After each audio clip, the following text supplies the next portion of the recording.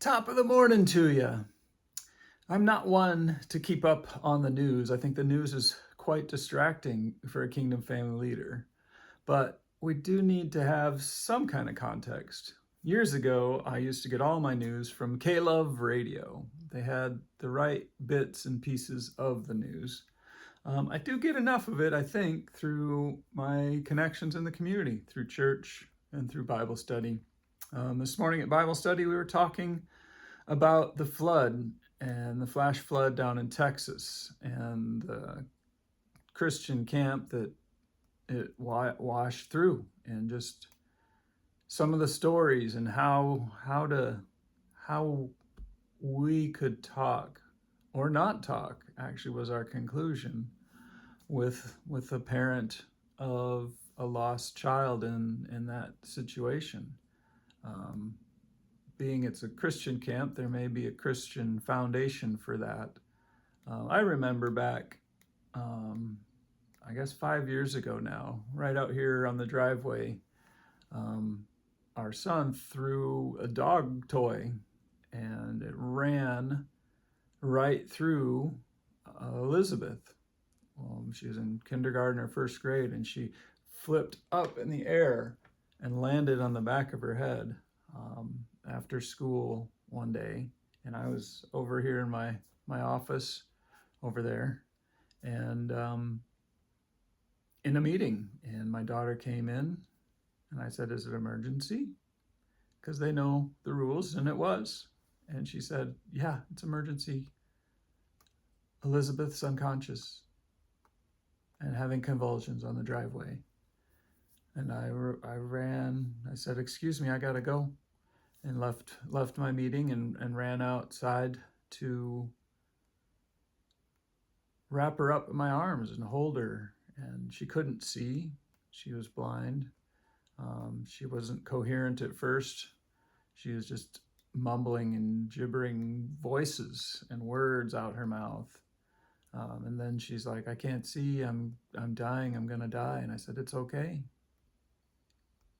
If God's ready for you, it's okay to die. You'll be okay. God has you." And it's interesting that in the death situation, I have a pretty good or pretty bad handle on death. Like if I were to die, I'd be like, we got life insurance in place and we got everything they need. And it would suck to die first while the kids are children. But except for that part, I'm at peace with it. I also wonder in my head, like if Elizabeth had died that day,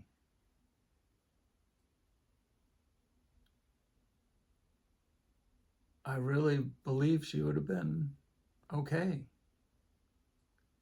and better, in a better place and in a good place. And I would have been, I don't know.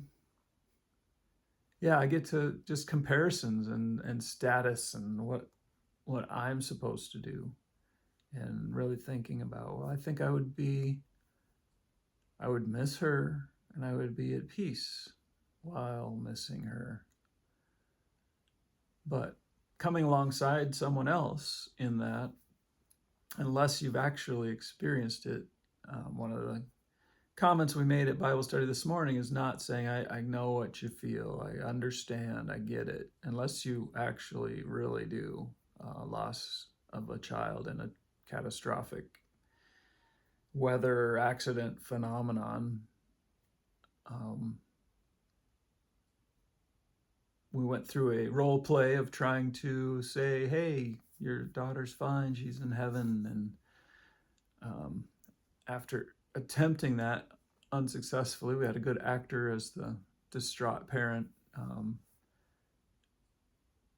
We came to just saying, "I don't know," and being present with that person in that time of trial, that time of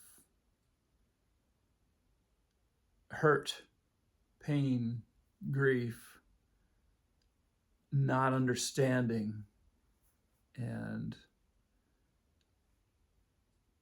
probably more quietly praying for understanding, praying for peace out loud, and just that alternating prayer of brotherhood, of commonhood, of Christendom coming together in support and love of one another.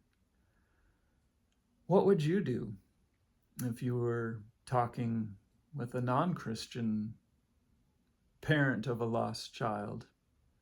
What's your best advice? Throw that down in the doobly-doo today. How to come alongside people of faith, or more importantly, I think, not more importantly, just as importantly, well, it's kind of the Great Commission, so it could be more importantly coming alongside a non-Christian family in a time of loss. What's your best tip? You be blessed.